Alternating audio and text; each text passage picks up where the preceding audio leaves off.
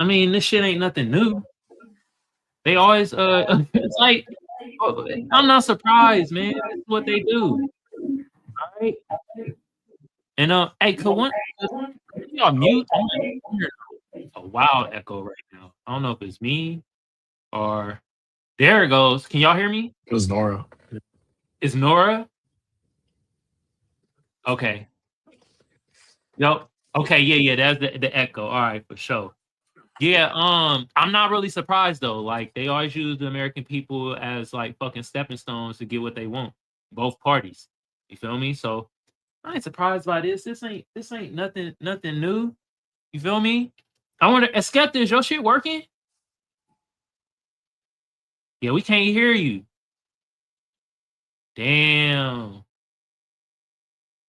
Trump got her. Trump got her internet. Okay, can you hear me now? Yeah. Okay, Guys awesome. and guys here.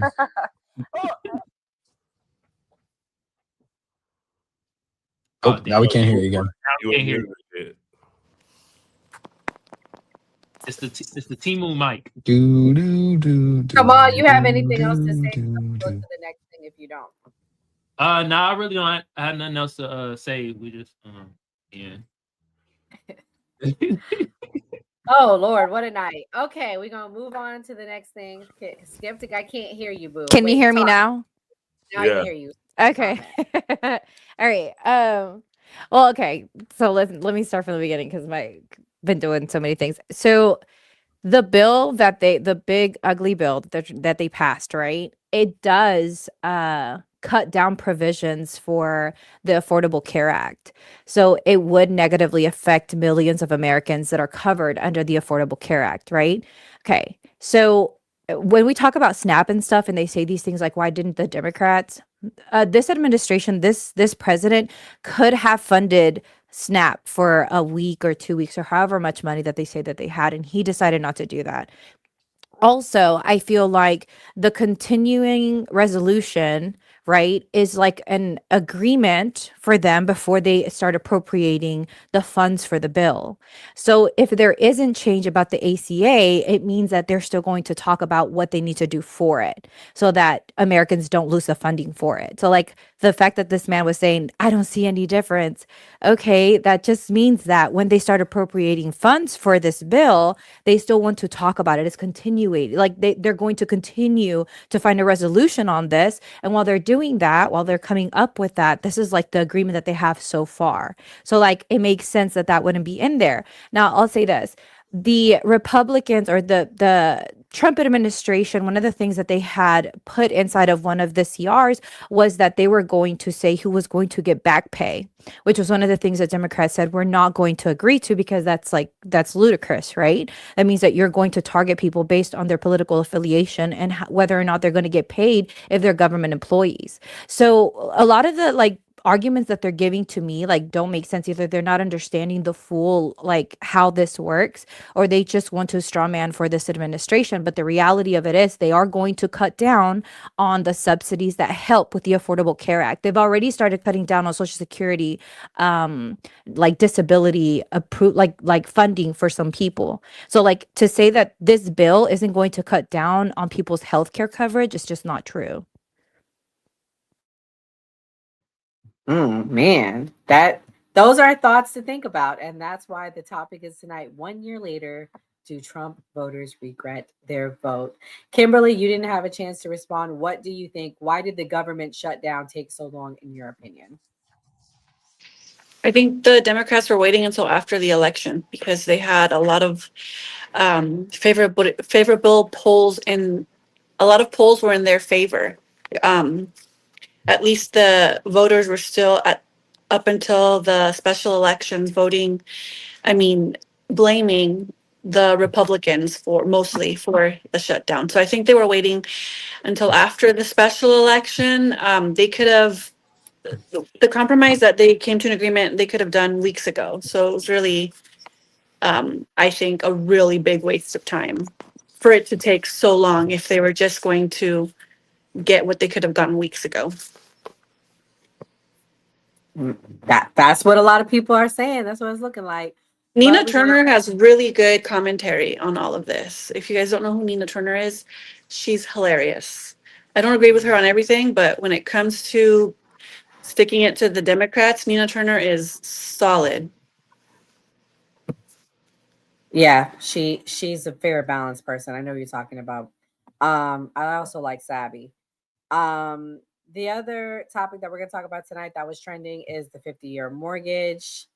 And Trump's been promising it. This is something that even MAGA has been speaking out against. I'm gonna play this clip of the older millennial. He's one of the most prominent MAGA figures. Let's see what he had to say.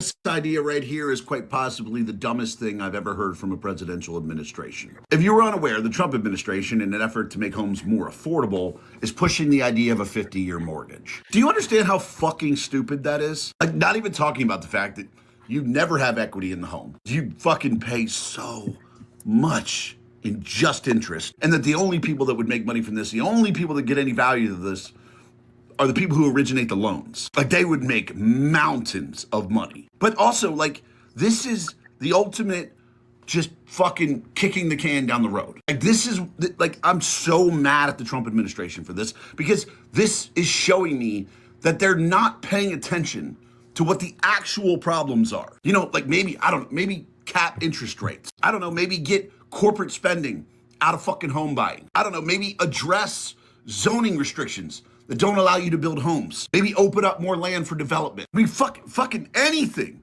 but 50-year mortgages. Because that is the dumbest fucking idea I've ever heard from a president ever. Like, I support Trump, but on this, he can go fuck himself. Man, Enzo, shout out to Missy. This is one of Enzo's fans. Thank you for the super chat. Trump is the GOAT, so is Enzo. But listen, Enzo, I'm going to say this. He almost sounded like he had to convince himself. I'm not going to lie to you. It's like, I love Trump. Like, Trump is great, but this is so bad. But I don't regret my vote. I mean, I heard his voice, like, questioning, where the F are we going with this? What do you think is going to happen, Enzo? I have my thoughts. I'll let you go. First and foremost, shout out. That's my boy. Second off, like I see the intention. I see where he gets this idea that it's going to drive people that are going to buy homes, because we just talked about it on my live and I did the math on it. Like, you buy a $700,000 house, they spitballed and said, let's say it's going to be anywhere between 10 to 12% interest on it, because interest right now are between like or 6 to 9, I'm pretty sure, depending. But let's just say 10 to 12 on that. Over 50 years, you're paying $200,000 in interest payments. But here's the appealing part to somebody who is not financially literate, right? They see that you can pay $289 a month for 50 years to have a fucking $700,000 house. That's going to drive people to go buy homes. The idea is there that this will help out bring people into homes, or are people my age, pretty much millennials, Gen Z, into buying homes because they think it's going to be a cheaper option for them instead of paying a $2,000, $3,000, $4,000 rent. This will get them in a home. At the end of the day, this is going to cause, not during his administration if this does go through, but I want to say maybe 8 to 10 years from now, another 2008 financial crisis, which is going to ruin whoever administration that is. I don't agree with it in the slightest. The same thing with the 20-year car loans. If you got to finance a car for 20 years, you shouldn't be getting a car. To be honest with you, if you got to finance a home for 50 years, you should not be allowed to do that. You should finance a home for anywhere 20 to 30 years, because I can't imagine at 28 years old financing a home until I'm 78 years old. I think that's asinine. Absolutely ridiculous. I don't care if I pay $300 a month. I would rather have it paid off and I can own that quicker than my entire life being stuck paying for it. And then you're locked into that rate. I highly doubt they'll have programs for you to refinance that too. So this is just a stupid thing. I don't agree with it. Trump, come on, you got to do better than that. You got to come up with a better plan to put people in homes, not just kick the can down the road. Well, let's hear what Trump had to say, and then I'll let Skepta go. Even a big deal.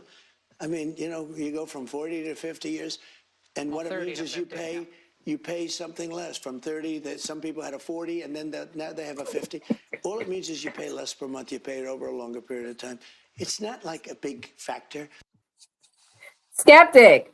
He don't even know that people got 30-year loans. He think it's 40 years. Like, why are our politicians so out of touch? Because this is not just a Trump thing. This is a lot of them thing. But I think it's Trumponomics, though. It's the same thing as the tariffs thing. This is going to blow up in your face. And I think that it's targeting lower income people. To me, it seems very much targeted towards a certain group of people. Like, it seems like people that would see this as an opportunity where you're going to save $300 to $400 on your mortgage a month. You would think it's a good idea, and then you're going to lose your home. Like, you're going to have a home, you're going to pay on it for 20 or 30 years, and then whatever's going to happen, you're going to have a health issue. I mean, if you're 30 and you get a 50-year loan, a 50-year mortgage loan, like, what? This makes zero sense. And Enzo makes a good point here. The reason why banks do not loan you a 10-year loan for a car is because the amount of interest you would pay on that over time. You would pay so much interest on let's say a $500,000 home. You would pay more than $500,000 when you're done paying the interest. And I'm going to tell you how I thought about it, just from my perspective. We bought a home right after we got married. We've been married for 10 years.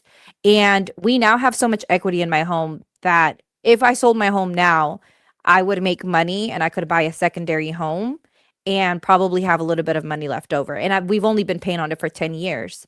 Now, if you get a 50-year mortgage, the first 10 years, you don't pay anything on interest. That you don't pay anything on what you own. You're just paying interest for 10 years. Right, on the principal. You're literally paying interest for the first 10 years. Like, think about how scammy that is. Now, if you own a bank and you want to go out and give loans that you know are probably going to default, you're going to be clapping this on. It's almost as if he has some besties that own banks and this is going to benefit him.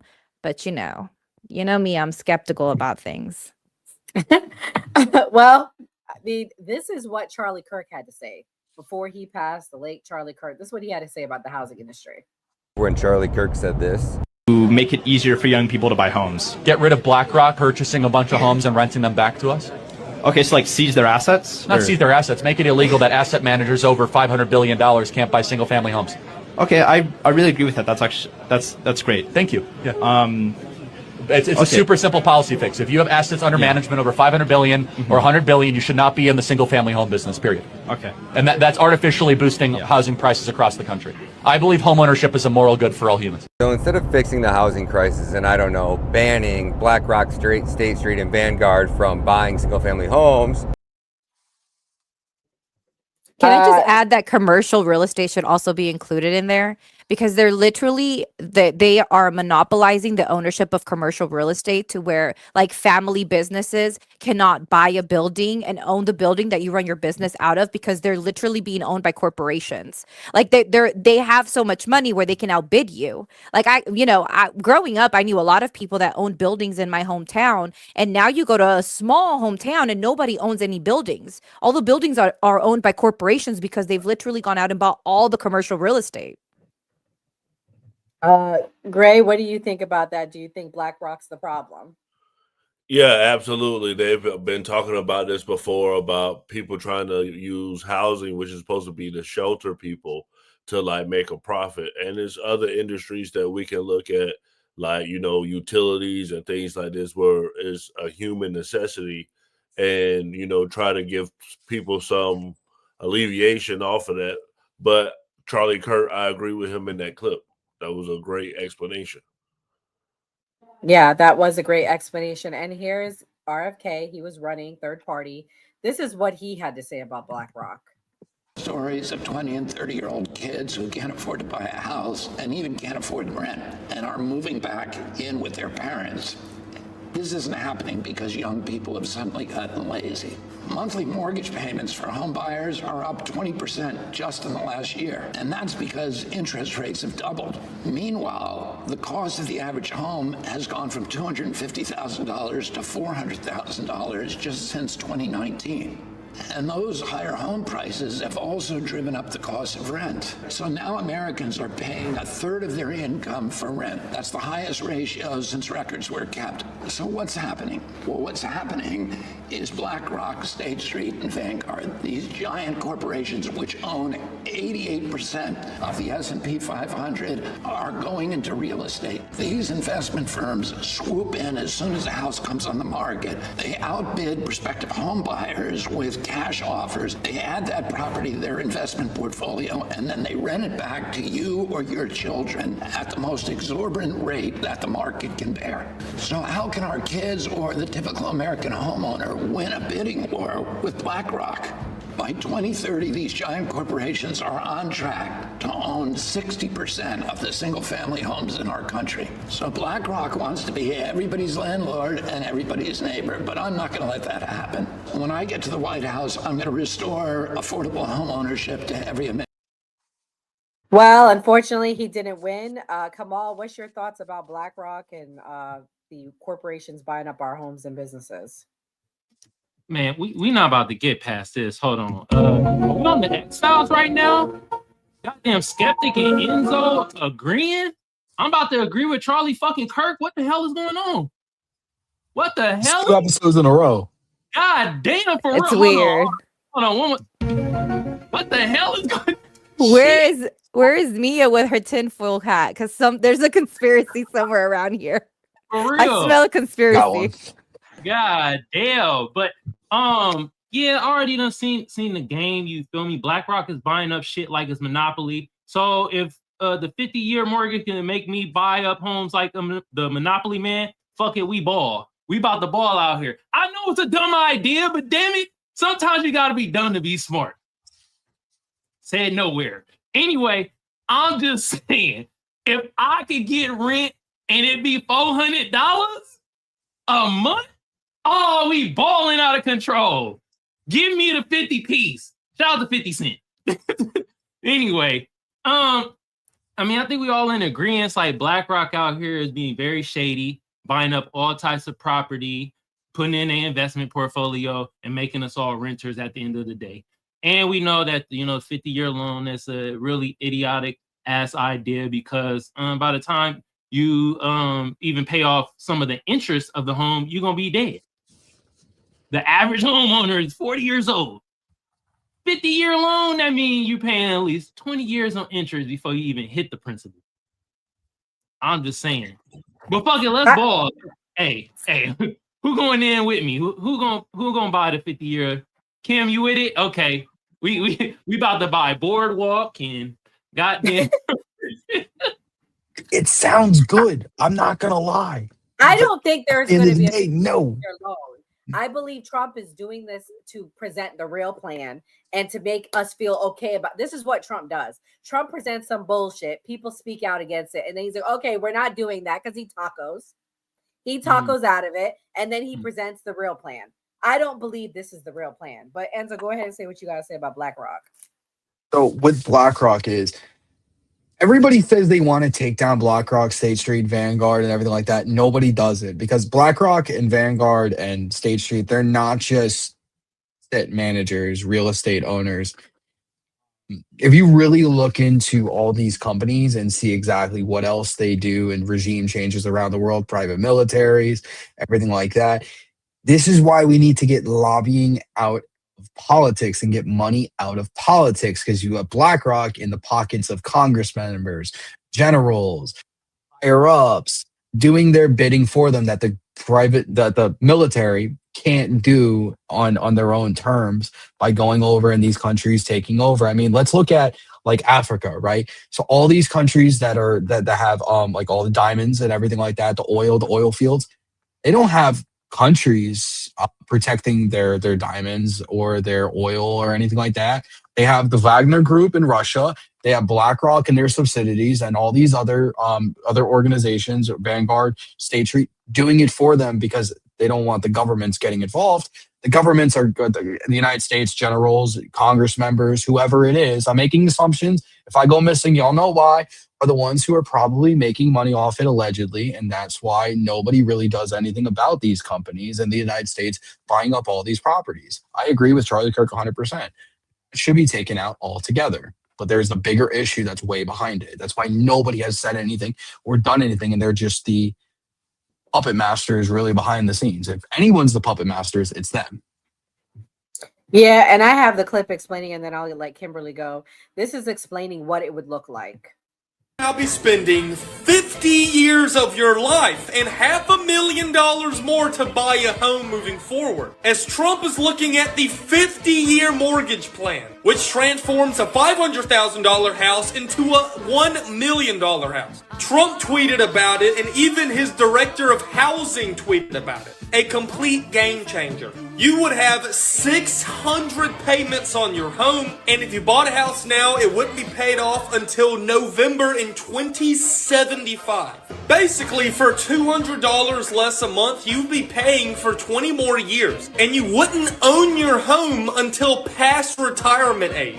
And as you see right here, at a 6% interest, paying $400,000 more dollars. If you bought a house at 25, you would have to wait until 8 years after you retired to fully pay it off. And if you didn't pay the house off, if you were 1 year away from paying it off and you couldn't do it and you died, your kids do not get your house because you didn't own it.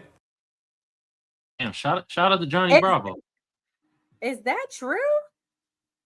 Oh, because you don't own it. I thought it don't get passed down to your kids. If you default on your loan, they can take your house and auction it off and resell it. And one of the top 5 or 10, whatever, to generational wealth is ownership of your home or land. So like, it's a farce. It's a scam. Kimberly, what's your thoughts? There's a website where you can buy on foreclosed homes. And that's why after the 2008 recession, when they bailed out the big banks, rather than bailing out the homeowners, they decimated Black wealth almost to none after that in 2008. We all touched on it a bit, but Enzo sounds like a closeted lefty today. I love it. It's crony capitalism. That's the problem with this government. It's crony capitalism. A lot of the times on both sides, they'll cry communism on both sides, but nobody's talking about communism. It's just honestly, I think capitalism would work. I just believe in a strong temporary social safety net to help, like a safety net, push people up, not like a permanent welfare state, but a strong social safety net to help people come up. And capitalism has worked before, 1950s USA, not this crony capitalist society that we live in. And both parties fall for that. It's not just the Democrats or the Republicans, it's both of them. They're completely bought out. And then I will say that it is true. A lot of these asset management firms like BlackRock, Vanguard, First Street, are some of the puppet masters. A lot of the rich people that we don't really hear about, don't really come out on the news. And I was so sad when Claudia Sheinbaum had the CEO of BlackRock on like her 11th day in the office when she met with them, because she's doing a lot of like trade deals and stuff to uplift Mexico out of like that poverty. They're starting to benefit from a little bit of that. I had my issues with AMLO, but when she met with the CEO of BlackRock on the 11th day in her presidency, I was so sad. Just a reminder that there are no heroes. There are no political heroes. It's us against them. Oh, man. Well, we're going to talk about that tonight. Some drum roll. We're going to talk about, do Trump and MAGA voters regret their vote? And the reason why I said, what inspired